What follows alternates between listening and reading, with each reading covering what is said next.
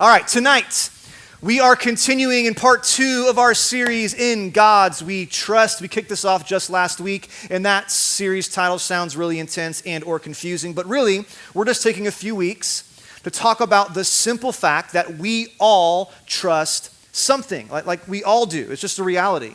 We all trust someone or something, but the other thing that we know is true, even though we don't like to admit it, is that we don't always trust the right things, right? We don't always trust the right people. We don't always trust the right things, and we don't usually realize it until it's too late and we get burned, right? And for those of us in the room who are Christians, if you're a Christian, I think what we can admit, even though we don't maybe want to, is that we don't always trust God, or at least trust God as much as we should, right? Like trust isn't the issue, it's just the fact that we don't always trust the right things, and that's why this is something worth talking about. Now, the definition of trust that we kind of morphed together, that we're working with through this series is this, that trust is whatever provides us with confidence, comfort, or security. And I think you can acknowledge that you have a lot of things in your life that fit into those categories, right? There are people and things that make you feel safe. There are people and there are things that give you confidence or support or comfort that make you feel better when things are going wrong in life. And that's not a problem. It's not a bad thing. Trust isn't the issue. It's the fact that we have the tendency to trust the wrong things and that we need to learn to trust the right things and the right people, because when we trust someone or when we trust something, it kind of puts that thing into the foundation of our life. It becomes something that we think we can build on. And so we do indeed begin to build our life sometimes on these things that we trust, and that's not always a problem, but when we trust the wrong things, and then that thing fails us, and it was a foundation for us, the fallout, the pain, it can be very serious. And that's why this conversation matters, because sometimes, and this is what we began talking about last week, sometimes the things that we trust end up on the throne of our life, that it becomes something we trust so deeply or intensely that it's almost like something that we worship. Like, this person will never be wrong, and this thing will never fail me, and it will never change, and it becomes something on the throne of our life. But last week we talked about the fact that the very first commandment of the 10 Commandments was have no other gods before me, is what God said. Essentially saying, don't put anything else on the throne of your life. Don't trust anyone or anything more than you trust God. Now, the first little g God that we talked about last week was this, the God of stuff. The stuff that we have, the stuff that we wish we had, our money, our possessions. We all have stuff, and we all want more of it, right? And here's the thing, here's the reality. Stuff will always be a part of your life. The older you get, the stuff just gets more expensive. You will always have stuff to take care of. You will always have stuff that you want. You will always need to make money. You will always wish you had more. And stuff is just a part of our life. But the reality is, what we talked about last week, is that our stuff is so unreliable. And the older you get, there's this temptation to really rely on your stuff, your savings account and your money and the things that you have. But you will learn, sometimes painfully, that our stuff is very unreliable. It's not a good foundation. It will let us down. In fact, we talked last week that Jesus taught us not to worry about what stuff we have or don't have, but to recognize that there is so much more to life than the stuff that we have or the stuff that we don't have. That you were created to bring glory to God, to accomplish a mission that God wants you and you alone to accomplish, and you matter more than just your stuff. There is more to life. So live like it.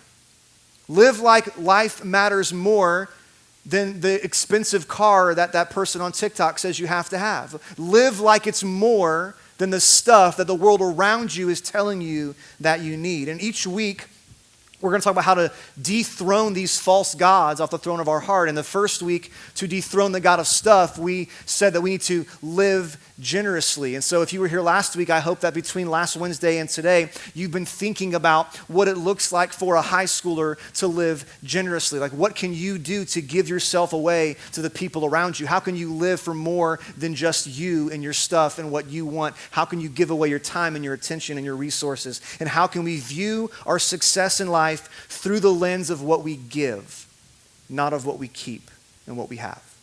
Now, today we're going to shift gears only slightly. We're going to talk about an idea that's very related to our stuff, but is different in an important way. And the second little g God we're going to discuss is the God of self.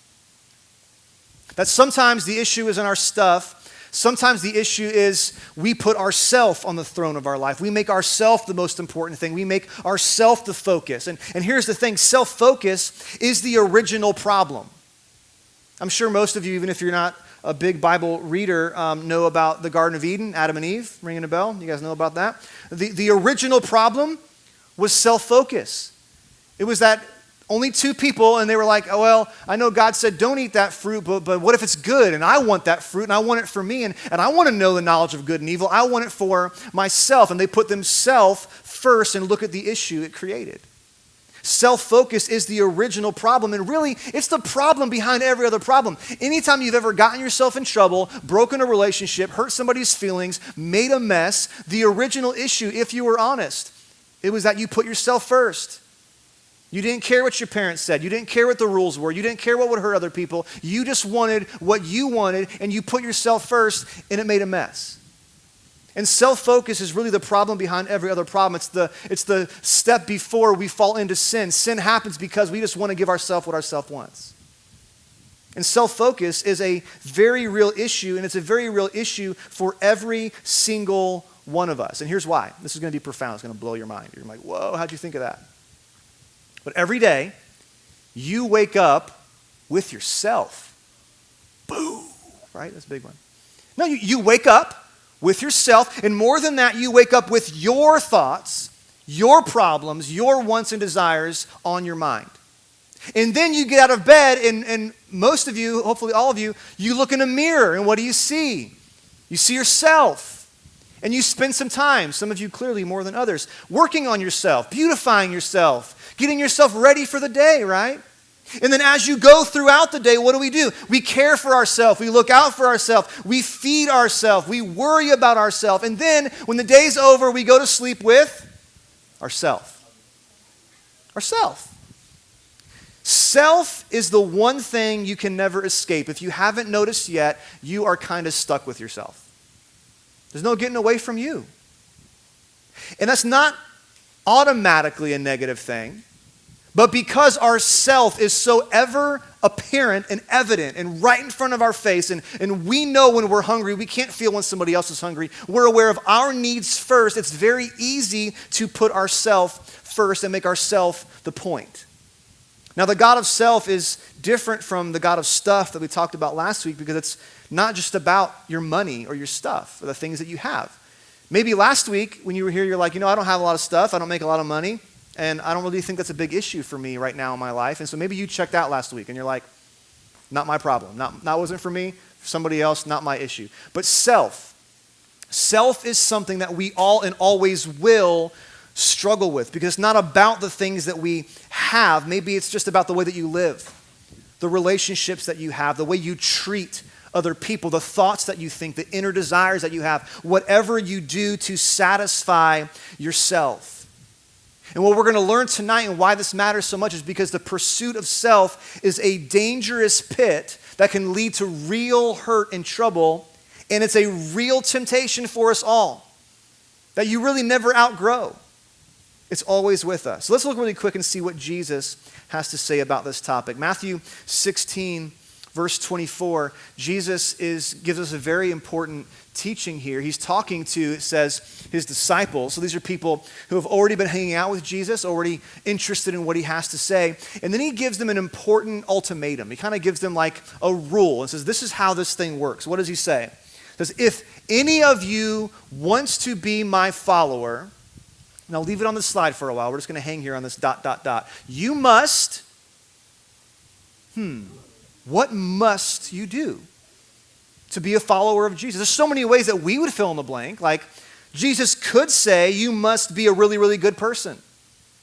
Or you must have really good church or youth group attendance. Like, just be there a lot. Like, be a really good church person. Or you must be like super talented, super awesome, super popular, have lots of followers online, be really blessed, really happy, really fortunate. Or you just have to really act like you have it all together, especially in front of your church friends. Like, you don't want to act like you got any problems in front of your church friends. You just got to pretend like you have it all together. And that's not what Jesus says. We're going to look at what he says in a second.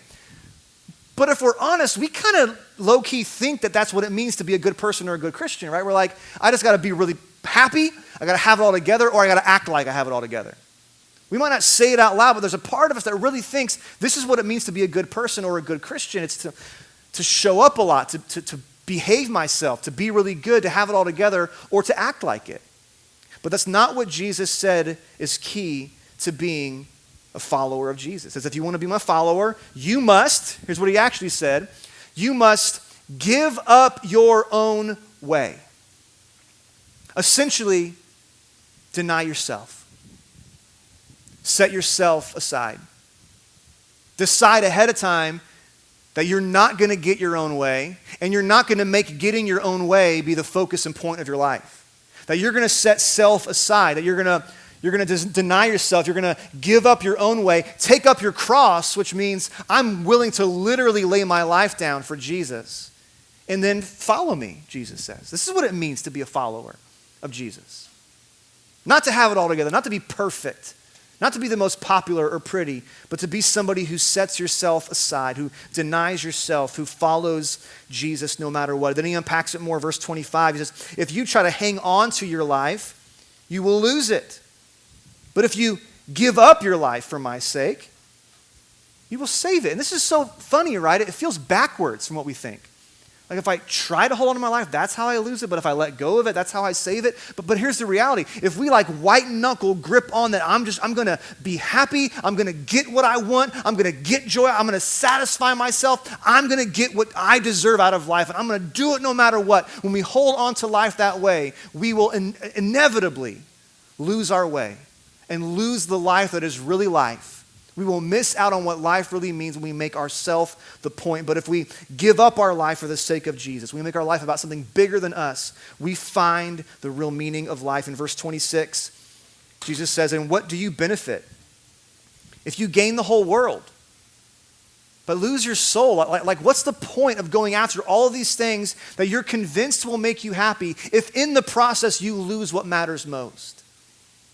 And he asks such a profound question, is anything worth more than your soul? And I think when we hear it that way, we would obviously say, no, nothing's worth more than my soul. But we don't often think that way in the moment when we have the opportunity to get what we think we really want, to get what we think is going to make us feel good and satisfy us. We have to remember there's nothing worth more than who I am in Christ and who he's called me to be. And really what Jesus is saying here is a simple but powerful lesson that we can never stop learning no matter how old you get. And it's simply this: it's not about you. And I know you've probably heard your parents say that to you before, and you're like, whatever, mom, whatever, dad. But listen, it's not about your parents either. It's not about me. No matter how old you get, what we always try to do is put ourself at the center of it. Make ourself the point. Make our satisfaction most important. And what Jesus is saying is it's not about you. You are not the center of it all. You are not the point. There is so much more to it than that. It is so much better and deeper and bigger than just you and what makes you happy. In fact, to follow Jesus, which is the pathway to the life that is really life. It's discovering why you're really alive and what this world is all about. To follow Jesus requires that we put ourselves aside. That we say, I'm not the point. It's not all about me. I'm not the focus. It's about something bigger. It's about what Jesus wants for me and in me and through me. And I think that this is hard for us because we don't think this way. Even when it comes to our faith, even when it comes to following Jesus, I think that sometimes what we think is this, that if I can just work on me a little more, if I can just improve myself a little bit more, if I can just deal with this one issue that I have over here that keeps messing me up, if I can just fix this one thing, if I can just grow right here, if I can just get a little more time, a little bit more friends, a little bit more money, a little bit more whatever's going to make you happy, if I can just get more, fix this, fix that, get stronger here, better myself, if I can just perfect this and fix this, then I'll be happy. Then I'll be content. Then I'll be a better Christian. Then I'll be able to do all this stuff. But I gotta work on me first. I gotta fix myself. And even in faith, we often put ourself at the center of it. Or maybe for some of you, if you were really honest, and you don't have to admit it out loud, this is between you and God, so just be fully honest. Maybe what you think is, if I could just get my way, everything would be better. Like, why do people stop trying to let me get my way? Like, don't they realize that my way is the best way? Don't they realize that I know best? Just let me have my way. Give me what I want, and my life would be so much better. And we think that if I was able to put myself at the center, fix myself, that then things would be better. But it's not the truth. In fact, the reality is quite the opposite. The reality is this, that the pursuit of self is a never-ending pit.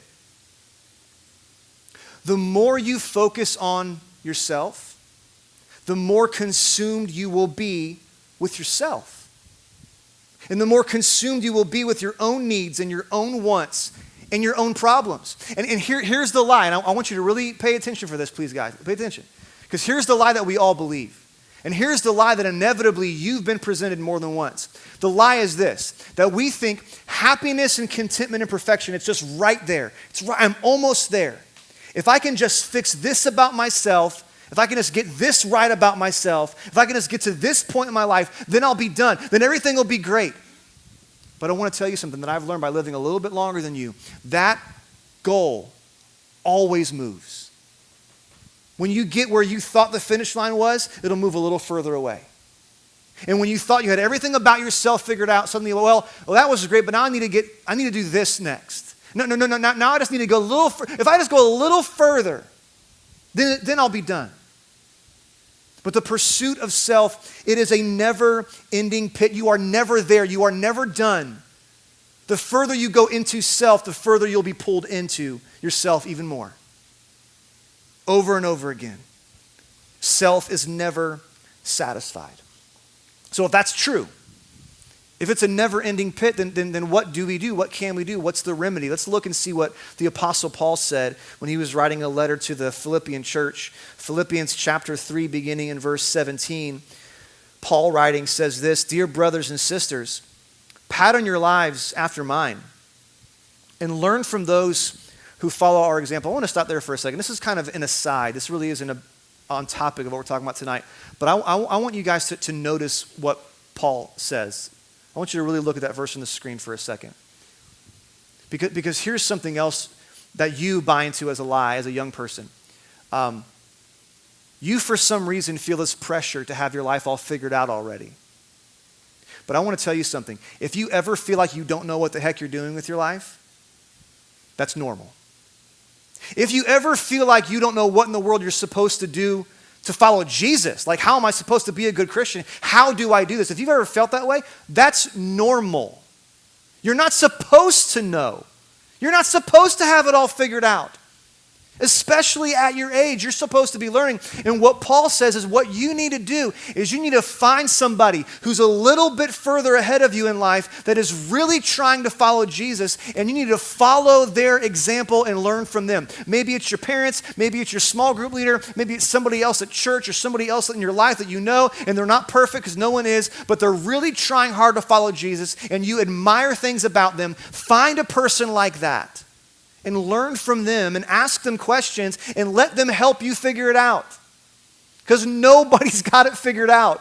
But the thing is, for people who are 5, 10, 15, 20 years ahead of you in life that have really been trying to follow Jesus, we've made the mistakes already that you're about to make, and we can give you a little bit of wisdom. And you're not supposed to have it all figured out. Follow somebody else's example, but you have to make sure it's somebody worth following. Look at the next verse, verse 18. He continues and says, "For I have told you often before, and I say it again with tears in my eyes, that there are many whose conduct shows that they are really enemies of the cross of Christ. What a strong thing to say. It isn't so that they're just like, far away from God, or that they're just not quite there yet, or they're imperfect. It says they're enemies of the cross of Christ. And that's why this means don't just follow anybody. Don't just take advice from somebody because their account has 1 million followers. Don't just take advice from somebody because they look the part. Take advice from somebody, follow somebody when you've seen that their life proves that they mean what they say and they're following Jesus and they're making the right choices. Because Paul's like, I'm seeing a bunch of people who claim to be Christians, but their conduct, the way they really live, it proves something. They're not just bad Christians, they are enemies of the cross of Christ. That's a really intense thing to say. What did they do that makes them enemies? Look at the next verse. Verse 19. They are headed for destruction. Their God, little g, just like we're talking about, we have these other gods, not a real God, there's no other gods, but something else on the throne of their life. Their God is their appetite. What does that mean? Their self. What they want. Their desires, their hungers, what they think they want, what they think is best for them. They have made it like a God. They've put it on the throne of their heart. They are worshiping themselves. The most important thing that they're seeking is their own appetite and desires. Their God is their appetite. They brag about shameful things, and they think only about this life here on earth. You want to know one of the most amazing and challenging things about our faith is that this is a life that we're living now that just overflows into eternity, and we live here on earth with an eye of eternity, knowing that what we do today has an eternal impact, and it's not just about the here and now. But the temptation is, when we're just trying to satisfy ourselves, that we don't think about consequences. We don't think about any of that. We're just right here and right now in the moment. And Paul says that living that way, thinking only about the temporary things, being short-sighted, focusing on yourself and your own desires, just what will satisfy you at any cost, that doesn't just make you a bad Christian, it makes you an enemy of the cross of Christ. Why? Because there is nothing more opposite of the heart and the mission of Jesus than self-focus. Think about it.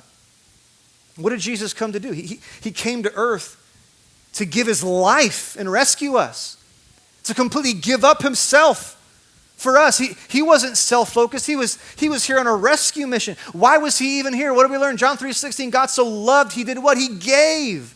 Love gives. Selfishness takes. And that's why he's saying, listen, the opposite of love is selfishness. There's nothing more opposed to the heart of God than putting yourself first, making yourself the point, wanting to satisfy yourself no matter what. There's an old parable called the parable of the long spoons. And it's this idea of this person asks God, can you show me what heaven and hell looks like? And so he takes this man to these two doors. And they walk into one door. In the middle of the room, there's this table with this big pot of stew, and it smells delicious. It makes his mouth water. It smells so good. But the people in the room with this delicious stew, they're skin and bones. They're starving to death. They're weak and they're sick. And he's like, what's going on? There's this delicious stew. Why are these people dying of hunger? And then he looks and he sees that the only way that they can eat are with these really long-handled spoons, that they can get into the pot of stew, but the spoon is longer than their arm, so they can't get the spoon back to their mouth to eat. So they're starving to death. And this man's heart breaks to think, man, they have to exist in this room, smelling this food with no way to eat it, and they're just wasting away. And then God takes the man to another door. And when he opens the door, the room looks the same. It's got the same table with the same pot of delicious stew. The people in the room have the same long-handled spoons, but they're all healthy, satisfied, content, happy, full. Man's like, I don't understand. What's the difference? And God said to him, you see, the people in this room learned a long time ago to feed one another.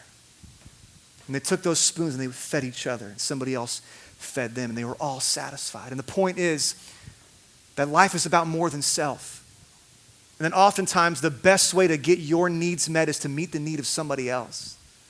That the most meaningful thing you can do is give yourself away, to set yourself aside for the sake of someone else. Paul said it this way in Galatians 6:2-3, share each other's burdens, and in this way obey the law of Christ.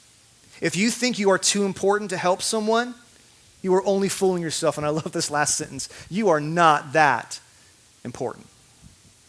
Like, you are all incredibly important, but you are not that important. No one is that important to be more important than helping someone else. To set yourself aside, to be selfless, and help someone else. Each week we're looking at a way to dethrone a God, and this week to dethrone the God of self, to take ourself off the throne of our heart. The challenge is this: bear someone else's burden. The cure for self-focus is other focus, focusing on someone else. That's kind of strange language. We don't often say bear each other's burdens. It's kind of a biblical way of saying it, but it's a good way of saying it. Here's really what I mean. I mean, pay attention to how other people are around you and be sensitive to their needs, not just your own. Share someone else's struggles. Stop thinking about how bad you have it and find out about somebody else. Listen to them. Be a shoulder for someone else. Help someone with their difficulties. Take on someone else's challenge. Help someone else win. And I promise you, when you do that, it will make all the difference in your own life. It's like you get into that room where everybody's got those spoons, but they're feeding one another. Bear someone else's burdens. Take yourself off the throne of your heart. Make your life about something so much bigger than you. Let's pray.